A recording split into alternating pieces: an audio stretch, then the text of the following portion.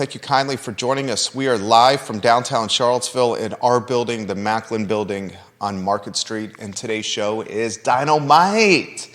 Who was the TV character that made that catchphrase extremely popular and is undoubtedly a fixture in America culture, lexicon, whatever you want to call it? You know what it is? I think it's JJ from Good Times. Yeah. Dynamite. I think so. I'm going to look it up. JJ from Good Times. Remember the hat he used to wear? How would you characterize that hat? Kind of like how would you characterize, viewers and listeners, the hat that JJ used to wear from Good Times? That guy was a ball of energy. An absolute ball of energy on Good Times. All right, a lot to cover on the show. John Blair sent us this topic. JB, let us know if you're watching with a like on LinkedIn or a comment or two. He sent us a link for new apartments on Pantops. When John sends us something, just like when a lot of the viewers and listeners send us something, we stop, we read it, we consider it. Is this a great topic for the show?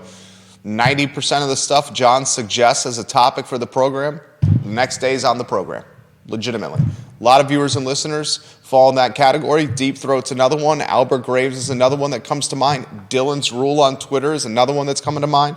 A lot of you, we count on you. We want the crowdsourced content. So here's John. He sends us a link for new apartments on Pantops. Judah's going to give us a map, a Google map, which we'll put on screen exactly where this new apartment complex is located.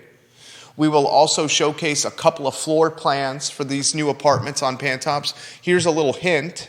A one-bedroom, one-bathroom starts at $1,700 a month. I'll repeat that. A one-bedroom, one-bathroom on Pantops starts at $1,700 a month. We are not even talking, ladies and gentlemen, boys and girls, viewers and listeners of this fine and fair talk show, the downtown mall. We're not talking Midtown. We're not talking the UVA corner, where you can walk to a bustling nightlife, a shopping and dining and restaurant and drinking and boozing and hooking up district. Map is on screen. Judah's got the map on screen. J-Dub's crushing it already. Judah Wickhauer, the director. Look at the screen now. This is where this apartment complex is located. How would you characterize it, Judah? It's not close to anything. It's a long walk. You could get to... You're basically behind Martha Jeff, right? Yeah, you're behind... looks like you're behind Centaura, Martha Jefferson, and it's a long walk to say anywhere. Food Lion, if you want to go up to Pantops and get to Giant or Chick-fil-A. Probably want to take your bike. Someone within a few months ago died crossing Pantops. Yeesh. Literally struck by a car and died on Pantops. Here's why we're bringing this up. That's like a bad game of Frogger. That's the worst kind of Frogger. In fact, that's a great question if you want to go to a two-shot here. And then we'll weave the floor plans into the mix here. Worst places to play Frogger in Charlottesville. If you're trying to cross a road and you want to cross the most dangerous intersection in Charlottesville or Albemarle County, where would that be? I would say that's somewhere on 29. That hydraulic 29 intersection, the Rio 29 intersection has been alleviated because of the bypass. That's really made that intersection way better. The hydraulic 29, if you're trying to play Frogger by Stonefield, by Kmart, by that Whole Foods area, yeah, you're looking at, I'd say that's the most dangerous intersection in town. And I'd say people are probably getting their dander up just knowing that the chicken corridor is coming up. Oh, the cock block. That's the cock block. Yeah. Fried Chicken Alley. It's called the cock block. Let's just call it the cock block, Charlottesville. It's got a much better ring to it, and the sexual connotation gives it a little edge. The cock block. That's what Fried Chicken Alley is. It's 5 or 6 within, half a mile of each other? Anyway, we regress. Let's get back to Pantops. Yeah. Comments, put them in the feed. We'll relay them live on air. We also have a trivia question that Judah will put on screen for you. Where is the tallest climbing wall in the city of Charlottesville? Put your comments in the feed, and I will pick a winner. Curtis Shaver suggested this trivia question to us, one of our favorite viewers and listeners. Where is the tallest climbing wall in the city of Charlottesville? Tweet your answer. Put it on LinkedIn, Facebook, anywhere you're watching. We'll aggregate the comments and see if someone can figure this out. This is a really difficult question. Yeah. I did not know the answer to this, and it's rare that I don't know something when it comes to trivia in this town. Actually, I take that back. That was very presumptuous. I take that back. That was very egotistical. I'm going to retract that statement. But let's get to Pantops. Here's why I'm bringing up the Pantops question, the Pantops apartment complex. Because when new apartments come on the market in the Charlottesville metro area, these new apartments are coming at peak price point. And they're legitimately driving the market upward in rental values or rental asking price. You got brand new apartments in Pantops where there's really, in this particular location, no walkability here. You have no walkability to bars or to restaurants or to music venues or to spots to hook up, okay? You got no walkability. And they're asking $1,700 a month for a one-bedroom, one-bath. Can you put the floor plan on screen? Thank you kindly, my friend. Thank you, Judah Wickower. We're going to put the floor plan on screen for the one-bedroom, one-bath at $1,700 a month. Give me a thumbs up when that's up there if you could. The three-bedroom, three-bath is $2,900 a month. All right, we have the one-bedroom, one-bath floor plan on screen. Look at the screen now. Look now at the screen. We'll show the three-bedroom, three-bath floor plan at $2,900 a month in a matter of moments here as well.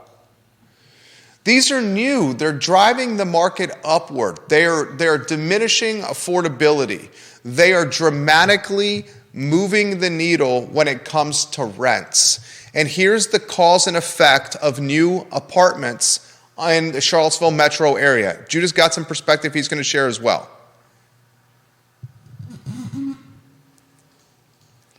Here's the three. The three-bedroom, three-bath is on screen. The floor plan. And we don't have to put them on too deep. We can go back to a two-shot in a conversational setting on this.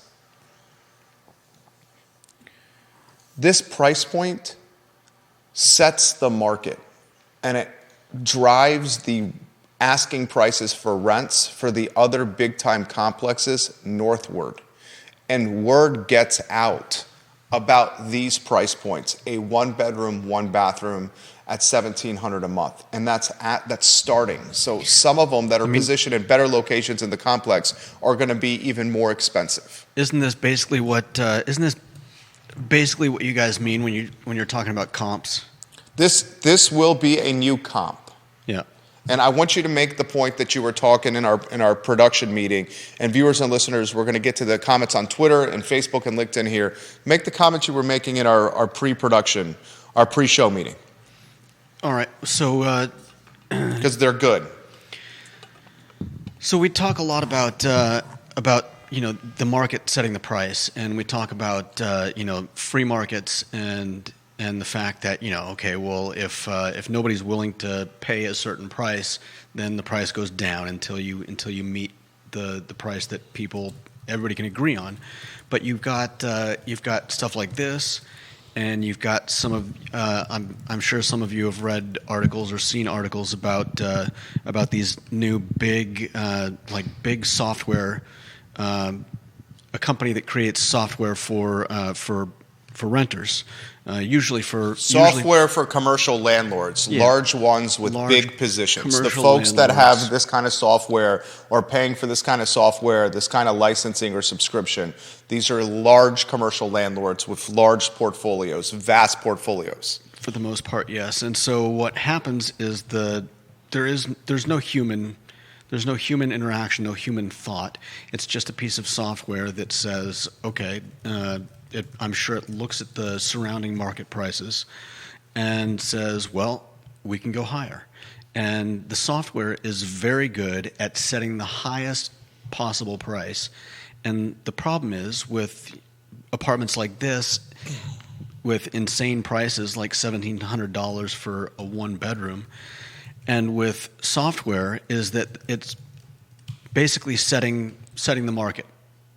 Everyone else is going to look at that and say, "Oh, well, look, that's a one-bedroom apartment going for $1,700. I can raise the price on my one-bedroom or my two-bedroom or whatever."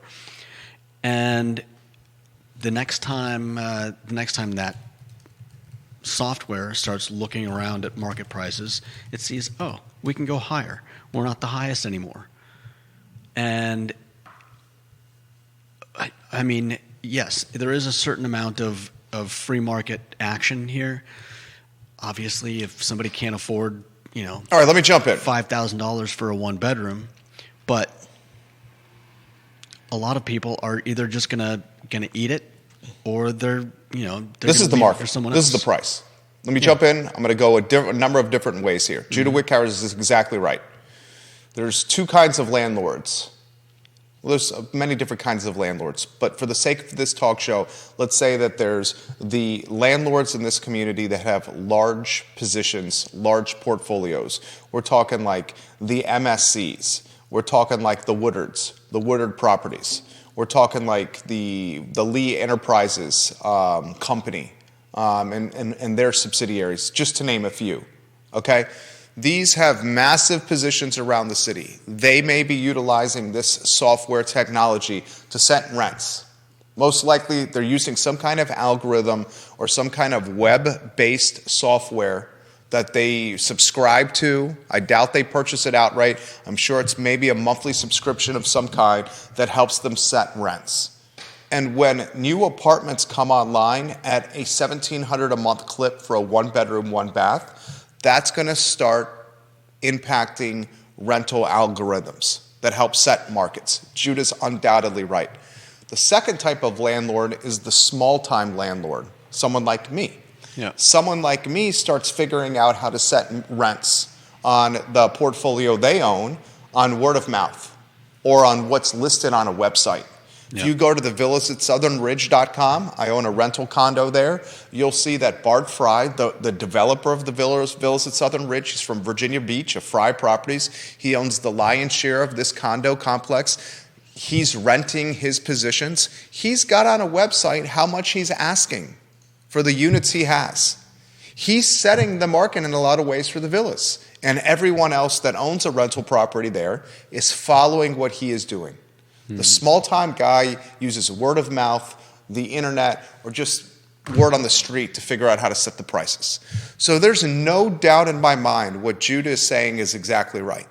The small-time guy and the big commercial, the big residential landlord is going to see this number and it's going to have an influence. Yeah. John Blair sent this to us, and he put in the comment that he owns a home in Redfields.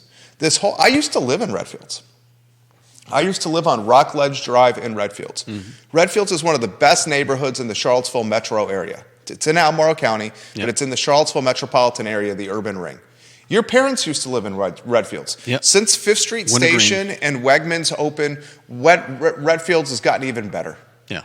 You got a taste of the American dream within 10 minutes of the city, of the downtown mall. It's a beautiful neighborhood. Yeah. Okay? Definitely. And he's talking about his house that he's got with his beautiful wife and his very intelligent son, athletic son, in Redfields. The mortgage on it is less than the asking price of a one bedroom, one bath. Yeah. Think about that. These apartments also, it's important to consider, this is the cost, and Deep Throat, I'm going to get to your comments, they're very good. I wanted to echo this as well. New construction in 2023, it's extremely expensive. And when new construction, we represent developers and remodelers with the advertising agency. Do we not? Yeah. And what have they told us? The cost of goods over the last handful of years and the cost of labor since COVID has gotten out of control, right? Oh yeah, they can't even set a. I think one thing I remember hearing is they can't even set an exact price. You've got to have what do you call it? If price elasticity. Yeah, if the price of lumber goes up between when we're making this deal and when we're working on your house, we need the freedom. The contracts all now have clauses based on volatility on cost of goods. So if COGS go up dramatically in price, like lumber did in COVID, what happened, the developer, the home builder, when that initially happened, they got kicked in the nuts. Oh, yeah. And they ate the cost of the increased lumber. Now they all have clauses and caveats that say if this happens, the additional cost is going to be passed on to the customer. And the customer just then has to get kicked in the nuts. Okay? That is something that has, a cause and effect since the pandemic. Okay? But what's happening is the environment to build anything new has gotten so expensive that these are now the asking prices that justify that come with new construction costs. And that's why I continue to make this argument. I promise I'm going to get to your comments here in a matter of 30 seconds. Why I continue to make the argument, if you make the land in the area, let's just call Charlottesville City, more opportunistic from its zoning potential, that land is going to be more expensive because of that zoning opportunity. And as land becomes more expensive because of zoning opportunity, and as labor is more expensive, and as cost of goods is more expensive, you have a collision of the three most important elements of new construction development: land acquisition, labor, cost of goods. Your three most important elements of new development, right? Land acquisition, labor, and cost of goods. All of them at the same time are experiencing tremendous volatility northward, increasing in costs, all of them across the board. Yeah. What's crazy to me is the fact that all of that, like it's understandable if you're a builder, you're going to raise the price because the price is higher for you to build that property. But what happens when that price starts affecting properties that didn't cost that much to build, or properties that have been around for decades and now are going for high dollar prices just because the cost of building is going up, the cost of apartments like these is going up, and all of a sudden everything else is going up, even if it's unwarranted. How many times have I said on this show, no one's going to beat the invisible hand of capitalism? How many times have I said on this show, you know who beats LeBron James and Michael Jordan? It's not Kobe Bryant. It's not Patrick Ewing. It's not Hakeem Olajuwon. It's not Shaquille O'Neal. It's not Ja Morant. It's Father Time. It's age. Mm-hmm. That's who ends up beating the superstars. The guys that we see as walking on water and able to take a few loaves and a few fishes and feed the hundreds. No one's going to beat invisible hand. You got apartments in BFE, and I use BFE lightly, but you know what I mean. Literally some of the most expensive apartments in the Charlottesville area are now tucked behind or next to a hospital in Pantops with little to no light knife, little to no bar scene, little to no restaurant scene, little to no walkability. That may be Jim Hinchley makes the point. That may be a selling point for the people that end up there. No selling point. Think about it. Oh, there's going to be no traffic sounds. No traffic sounds. There's an interstate right there. There's how many tens of thousands of cars are driving down 250? Yeah. I drive that every day from Keswick. But it won't be in your backyard. It's massive traffic. Massive traffic. Is it going to be near enough that it's even Okay, here's the marketing campaign. This is the marketing campaign Judah B. Wickower has suggested. Hey, come spend $1,700 a month for a one-bedroom, one-bath. Not only is it the most expensive apartment in the Charlottesville area, but you're right next to the Divergent Diamond Interchange. You're right next to Interstate 64. You have absolutely zero walkability. You'll see the ambulances and the emergency room doctors trying to save people's lives. You're going to end up dying if you try to cross the street to Tip Top. Your closest bar is Applebee's. Yes, a chain restaurant. $1,700 a month. No traffic sound, potentially. That's not going to rent any apartments. Not when you put it that way, Mr. Put it that Salesman. way. That's the real way. That's how it is. That's what it is. That's not how I put it that way. That's how it is. You would make a poor real estate salesperson. I would make a phenomenal real estate salesperson. Not if you not using a sales pitch like that. Okay, so how would the sales pitch be? This is how the sales pitch should be, okay? You want me to close the deal on how the sales pitch should be? I'm showing people the map. Okay. It does look dangerously close to the interstate, but in reality, I think there is some distance between where the apartments are going to be and the interstate. And obviously, it's not going to be on the road. Yeah. I think it's going to be far enough away that you're barely even going to hear anything. David Butler watching the program, he says, I live at Avmore, 2-bedroom, 2-bath for $2,100 a month, old apartments, no venues to walk to except Darden, which Route 20 is also dangerous to cross. He lives at Avamore. That's right at Pantops, close to Pantops as well. The point of what we're doing here is that this is not in the nightlife hub. No. And they've become the most expensive apartments right there in Charlottesville area. So what happens to the apartments that are in the nightlife hub? They're going to go up. You're talking the other most expensive apartments in the Charlottesville area or the ones on West Main. In particular, the building where Blue Moon Diner is. Yeah. Do you know the Blue Moon Diner building? They did a beautiful renovation there. Those are the most expensive apartments. The Lark, the Standard, the Flats, that strip of apartments, they will all go up because of this. Yeah. Because they are in walking distance. Yeah. And you know what else will go up?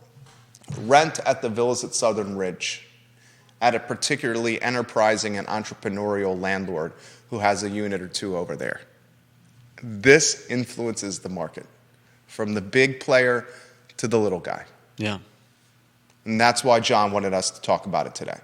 Let's get to comments. This is from Deep Throat. I love when Deep Throat offers perspective.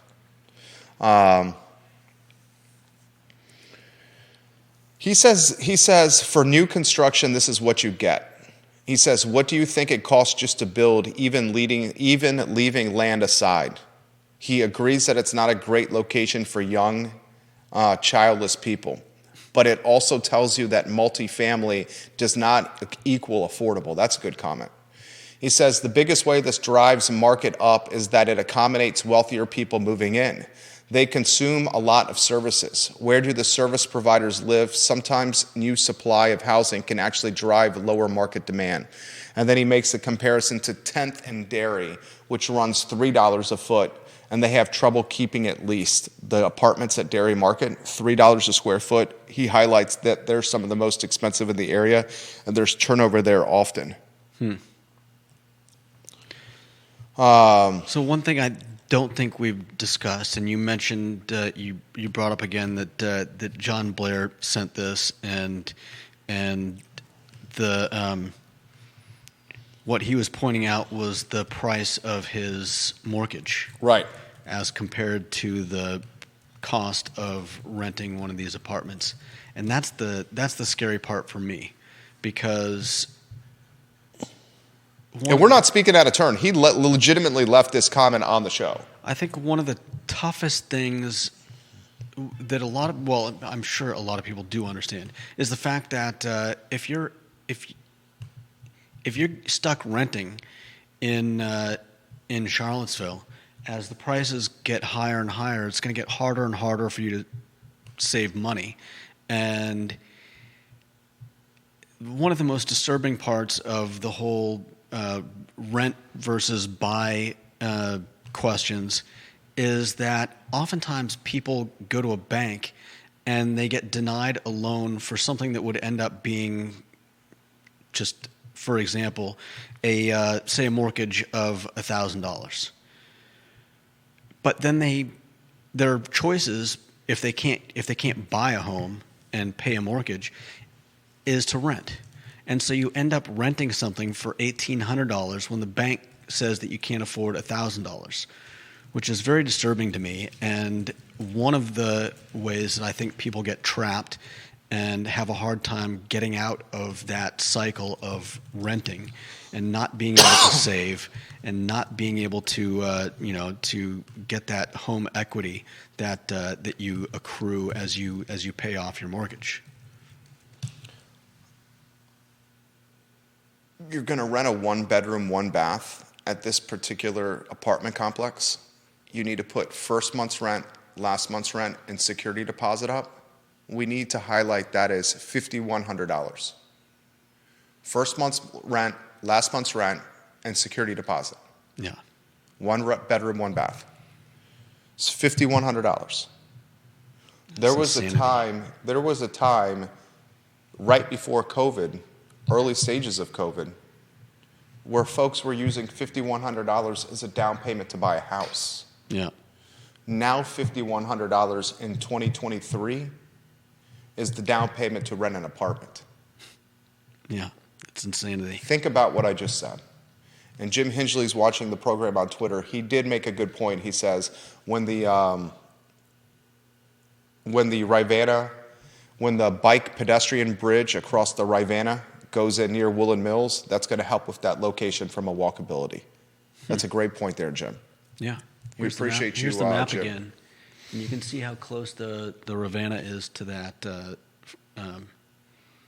So close. So close. And you know what? Now that I'm on that note, and I'll get to Katie Pearl, I'll get to your comment here. I live in the Keswick area. Will some entrepreneur or business owner put a sports bar in the Keswick area, please? There is no sports bar or place to watch the game in the Keswick area. And there is a boatload of money and a boatload of houses. Glenmore alone has roughly 845 houses. Put a sports bar there and watch your business boom. Call it the Keswick Pub if you want to. Katie Pearl says this. She's the queen of Whitehall. This goes to your point, Jerry, on how this will play out with upzoning in the city of Charlottesville. No doubt it will drive the cost of equivalent apartments and housing drastically higher. 100%, Katie Pearl. She's a smart lady.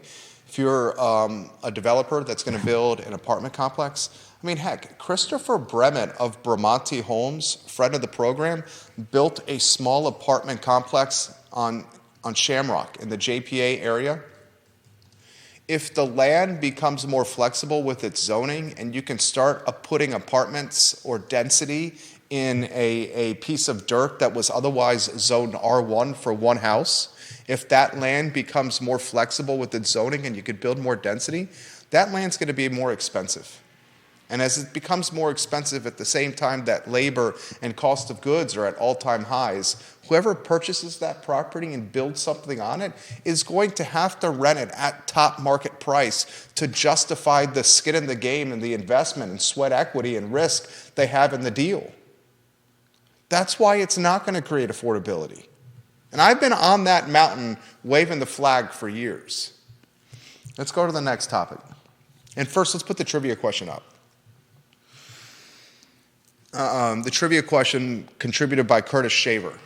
Curtis, you need a new nickname. I like the King of Green for your nickname, Curtis. I think it's a great nickname, but I think you're even more dynamic than the King of Green. We'll think about something for Curtis, for C. Shaver. I mean, he's a really dynamic guy. I mean, we're talking about executive chef. We're talking about a bike mechanic. We're talking about one of the most chilled dudes. And have you seen that guy dance at a music festival? He's got moves. Whoa. Love you, Curtis. The question, where's the tallest climbing wall in the city of Charlottesville? This might be the toughest trivia question we've ever asked. Yeah. Where's the tallest climbing wall in the city of Charlottesville? Put the answer in the comment section anywhere you are watching, and you'll win some cool I Love CVille stickers that we'll mail directly to you. City of Charlottesville and City Council approved the ambassadors downtown. I saw that on Twitter. Rory Stolzenberg said he talked to a counselor, and the counselor he did not name said they reluctantly approved UVA paying for yellow-shirted ambassadors on the downtown mall. That's a fresh piece of news. We talked to ambassadors yesterday, but we did not have exact clarity of how that relationship worked. Maybe all UVA said was, we're going to pay these people, go walk downtown. And I'm very curious, can a UVA, without City Hall approval or City Council approval, could the University of Virginia said, we're going to pay these yellow-shirted ambassadors just to walk up and down the downtown mall? I really don't see why not. Could UVA do that? Yesterday, I questioned the authority, but if they seem to have zero authority whatsoever. Yeah, if they don't they're have carrying radios. If they don't have any authority, I mean, what's the problem? That's my point. Why is Charlottesville Twitter outraged with yellow-shirted ambassadors on the downtown mall? Yeah, I could understand if why the outrage. Help me understand it, because you have a quality that sometimes I lack of being more open-minded to things. Can you help me understand the outrage from Charlottesville Twitter? I mean, as near as I can tell from just the 2 tweets the other day, is just it seems to be a I guess rebelling against. I mean, here's what I think it is. Perceived okay? authority. Here's what I think it is. I think they think UVA is overstepping and is taking more authority than they are allowed. I think I think Charlottesville Twitter is calling this a police state. Police getting too much autonomy, overstepping their bounds, UVA going too far, going into city limits here. Dude, it's folks in yellow shirts walking up and down the downtown mall. The only thing that this is impacting is potentially perception. And if you had seen the yellow-shirted ambassadors that I saw walking the downtown mall this morning as I was checking the P.O. box, potentially for some receivable checks from clients, those yellow-shirted ambassadors couldn't catch anyone. Couldn't catch a cold, could catch a purse thief, couldn't catch someone skateboarding down the downtown mall. I'm talking they were more resemblant of offensive linemen in the National Football League than anyone that's going to do any kind of foot patrol chase on the downtown mall. So they could tackle someone, but only if they could catch up to them. They ain't going to catch anybody. They can't catch a cold. I'm serious, dude. Wait till you see them. And I'm not trying to throw shade here, but let me ask you this. The perception, this is clearly UVA trying to do perception, right? Perception management? Possibly. They could be, I mean, this could be a concerted effort to help the police department. Hear me out, UVA. UVA, please make sure someone at UVA who's the decision maker hears what I'm about to say. Let's say, I think this is UVA's strategy of perception management, where parents of UVA students, when they contact the university outraged or angry that their kid is not safe on and around grounds, right? Parents are contacting UVA saying, what the hell is going on? There's too much gun violence on and around grounds. Someone got murdered on Ellwood Avenue. What the hell is going on? Now they have a talking point, UVA, to handle with those parents. Well, we've expanded the ambassador program. They're now going down Main Street onto the downtown mall because we've seen that's where students go. They're trying to manage perception. They're now having a leverage and talking point with parents saying, this is what we've done to combat the gun violence. If the whole concept is perception management, which I think the concept of the ambassador program with UVA is perception management, why, dear God, are you choosing ambassadors that look like they have never, ever, ever, ever, ever, ever seen exercise or a gymnasium or any kind of fitness endeavor? Help me understand that. That might actually be a good thing. How is that a good thing? Okay, so if you Explain. had, well, let's say you had people that were trained football players, somebody that could run someone down and tackle them. That would get the university into a lot of trouble if they had yellow-shirted ambassadors tackling people, possibly making mistakes. So you don't want the yellow-shirted ambassadors to look like John Cena. You want the yellow-shirted ambassadors to instead look like, I want a big, what's a John guy? John Belushi. I want a big. You want John Belushi, not John Cena. I think the best thing is you get a big mountain of a guy who, it's all about perception. You've got these giant guys in yellow shirts walking around neighborhoods and the downtown mall, and some young, some young guy who's strapping is going to look at one of these guys and be like, "No, I'm not messing around with that guy around." Yeah, Judah knows the lingo. Some young guy that's strapping. Man, Judah, you put him in any town in America and he's going to fit right in with some young guy that's strapping. Judah doesn't want the yellow-shirted ambassadors to look like John Cena. No, no, no. He doesn't want John Belushi. No, no, no. He wants John Candy. Think Uncle Buck. Think John Candy. That's what he wants the yellow-shirted ambassadors to be. John Candy. I want John Cena. Okay. You want John Candy? I want John Cena. I mean, I haven't seen them yet, so I'm going based on your Dude, you should go look. I mean, are you honestly saying these people are like overweight and yes, puffing when they move a little too fast? 100%. That's exactly what I'm saying. Okay. Exactly what I'm saying. I mean, Uncle Buck was a great movie. I mean, what? Uncle Buck was a great movie. Macaulay Culkin was in Uncle Buck. Interestingly, Macaulay Culkin did 2 fantastic movies with John Candy.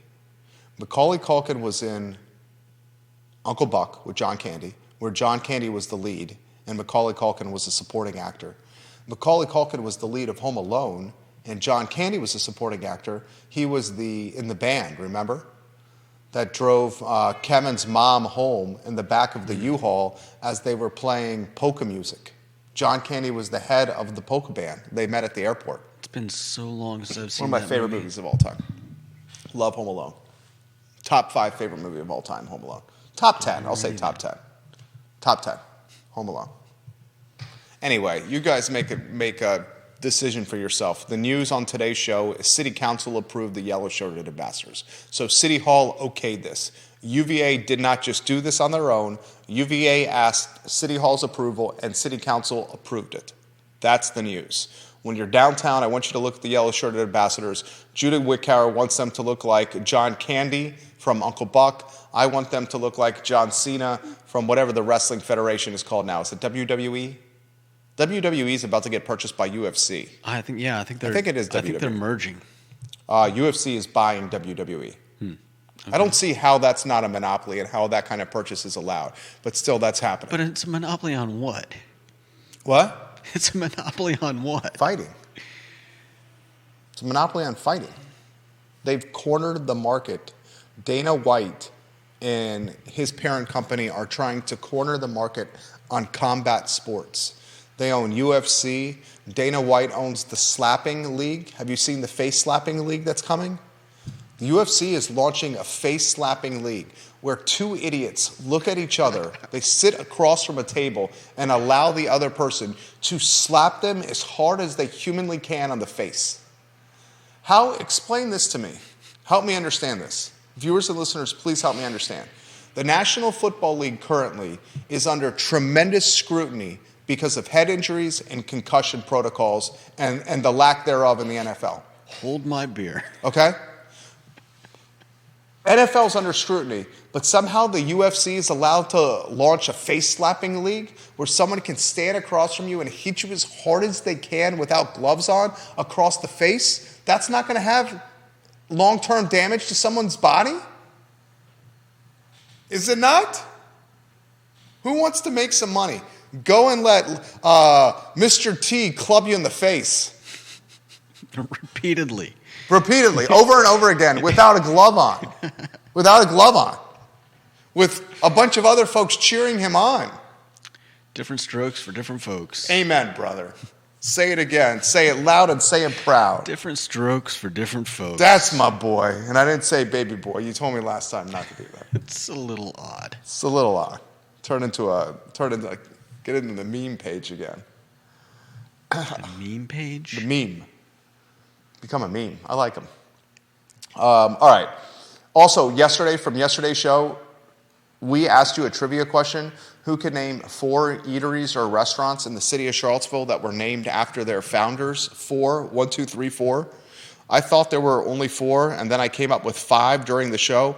Well, ladies and gentlemen, you guys contributed a number of suggestions. Ginny Who on Twitter, you offered some suggestions here. Curtis offered some suggestions. Kevin Yancey, Carol Thorpe all answered and offered suggestions. Olivia Branch offered suggestions. There's 10 Charlottesville City restaurants that are named after their founders, Judah. That's crazy. 10 restaurants in Charlottesville City named after their founders. And I'm going to rattle those 10 off for you. Christian's Pizza, 1. Dino's Pizza, 2. Mel's Caffe, 3. Hamilton's at First and Main, 4. Vu Noodles, 5. Benny Del Luca's, 6. Ralph Sampson's, 7. Tubby's, 8. Peter Chang's, 9. And Timberlake's Drugstore, 10. Remember, we found out last week Timberlake's is technically the oldest restaurant in the city of Charlottesville. 1917, Timberlake's. The Virginians, 1923. But we weren't sure exactly when they started. No, 1917. They have photos in Timberlake's that show the restaurant at the soda fountain at the front of the store. We were not sure if the soda fountain had food. Yeah. We could confirm the soda fountain served milkshakes and flavored sodas. Right. We assumed, because who would not have a soda fountain without food, that there was food some kind, but we could not confirm it with photographic evidence. What piques my curiosity is, was Tubby a first or a last name? I don't know. And can someone verify, any viewer and listener of this Fine and Fair talk show, can we get 100% verification that Tubby's is named after the founder? There's a little bit of assumption in that list of 10.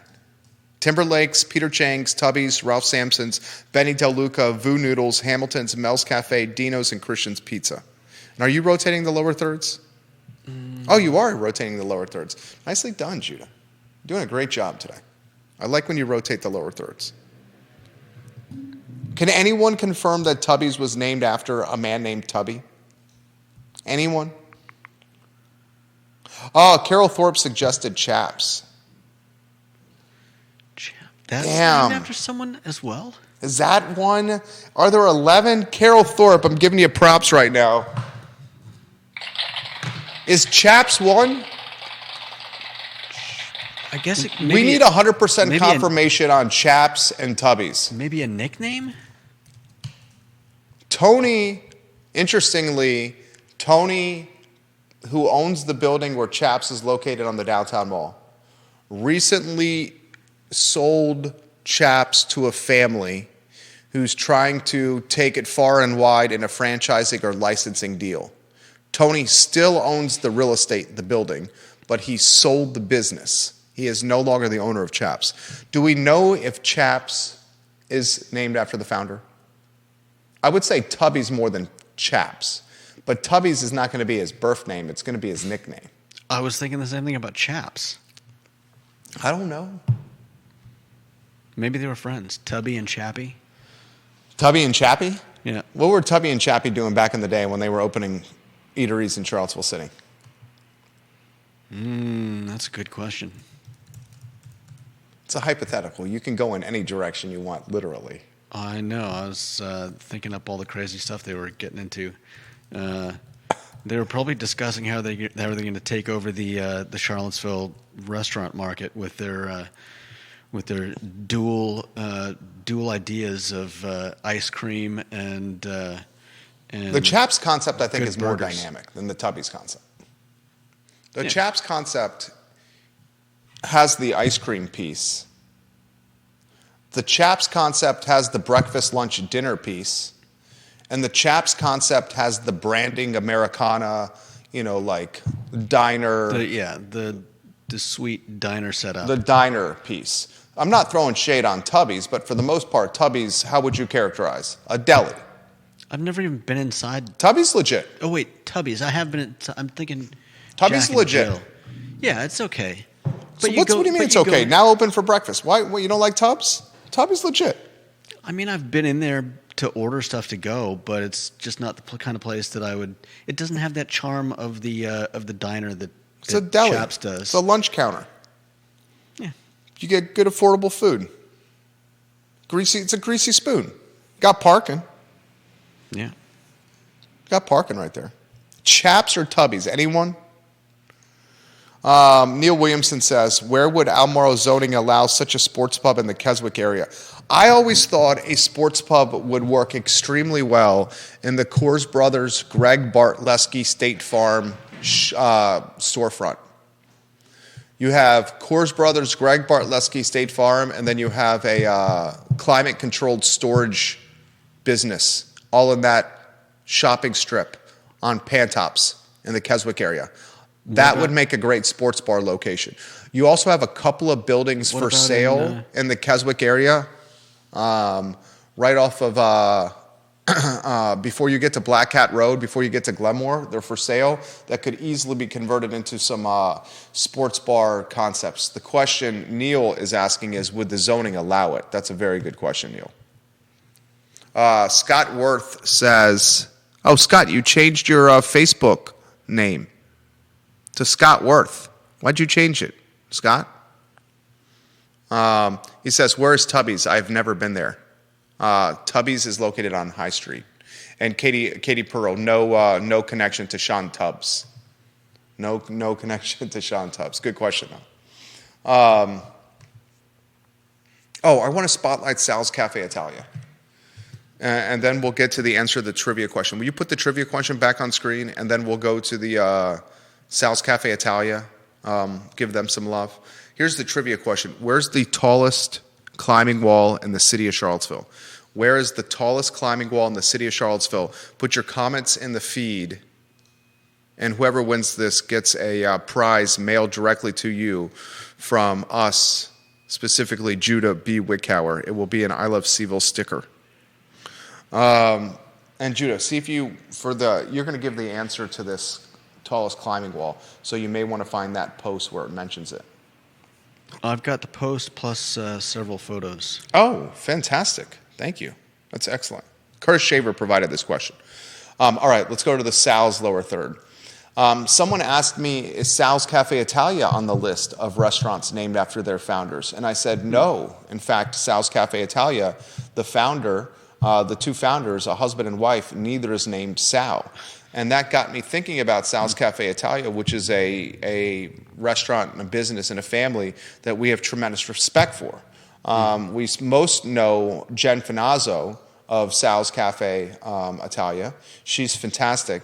But the entire family in totality is just kind and outgoing and generous, smart business people, great restaurateurs, and they just have the gift of hospitality and knowing how to make great Italian food. Okay? So here's a little history of Sal's Caffe Italia on the downtown mall. The husband and wife behind Sal's are Joe and Nina.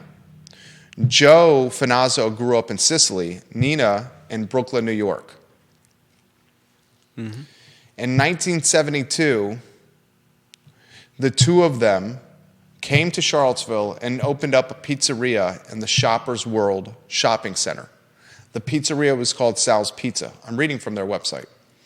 One of the first pizza places in Charlottesville, Sal's Pizza gained a very quick following. The family decided to move from the Shoppers World Shopping Center to the downtown mall, where they owned the location. They owned the real estate on the downtown mall. One of the few restaurant owners that actually own their real estate. This family owns this location. In 1985, Sal's Caffe Italia opened on the downtown mall. 1985. It was one of the first restaurants downtown. One of the few restaurants that beat Sal's Caffe Italia downtown from a longevity standpoint, C&O restaurant. C&O's been around downtown longer than Sal's. Timberlake. 1985, opened downtown, full-service Italian restaurant. You got, not a day goes by where you probably don't see a family member in the restaurant working, supervising, or smiling. I love seeing Joe enjoying Italian food outside the restaurant. I love the renovation Sal's Caffe Italia did when they added the bar outside for additional seating during COVID. The food is excellent. It's served with love. Mm-hmm. And it's a family that's local that is committed to making this community better. I wanted to highlight a business that I got some respect for. All right, you are going to answer this trivia question, and then we'll get to some comments here. What's that? Can I toot our own horn? Yeah, I mean, I wasn't going to do it, but you can do it, sure. Absolutely. We designed their logo. Yeah. We did design their logo. And it's a great logo, I do say so myself. Yeah. Maria Marshall Barnes says the Finazzo family is amazing. They are absolutely amazing. They're awesome. Rocky Top climbing wall is not the answer, Chad Wood. That's a very good guess. That's the one that I guessed as well. Rocky Top climbing wall is the tallest climbing wall in the city of Charlottesville. That is not the correct answer. If you want to put the trivia question on screen with the lower third, and Judah Wickhauer, the answer to this trivia question, do I have a drum roll? Should I put the picture up with the... No, first give the answer, then then show the picture. No. Okay. Where's the tallest climbing wall in the city of Charlottesville, Judah Wickhauer? Let's see. I actually don't know the address. Oh. Let's see. The anticipation. Oh, here we go. Yeah, I do. Your sense of timing is second to none, my friend. Second to none, your sense of time. You ready? Yes. 817 King Street. 817 King Street. Give us more. This is in a private residence, and this was recently on Nest Realty Charlottesville's Instagram and Facebook pages. Judah, the show is yours. The tallest climbing wall in the city of Charlottesville is in a private residence. Go, Judah, go. This is a nice place. Here's the view with the statement that the 3-story passive solarium that doubles as the city's tallest climbing wall.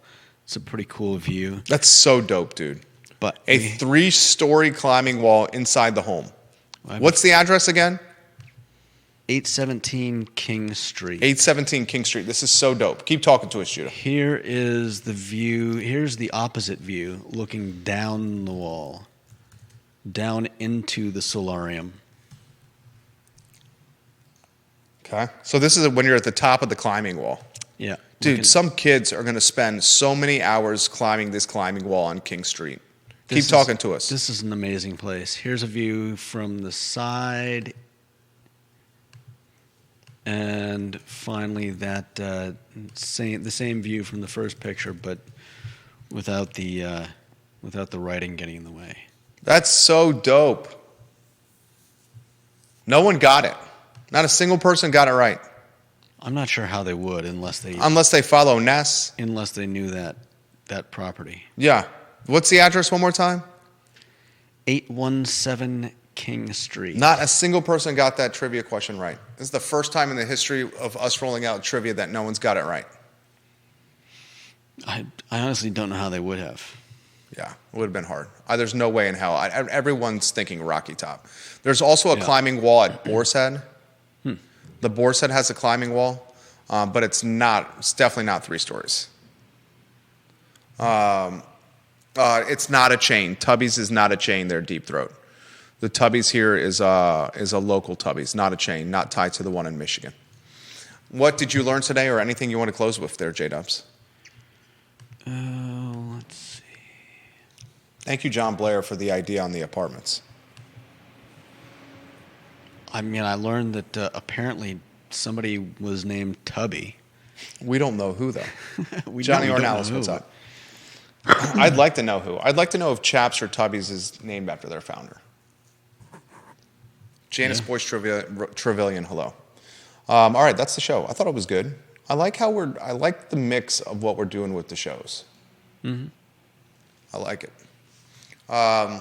ILoveCVille.com is where we archive the audio and visual version of the show. Of course, anywhere you find your podcasts, you will find the I Love CVille Show.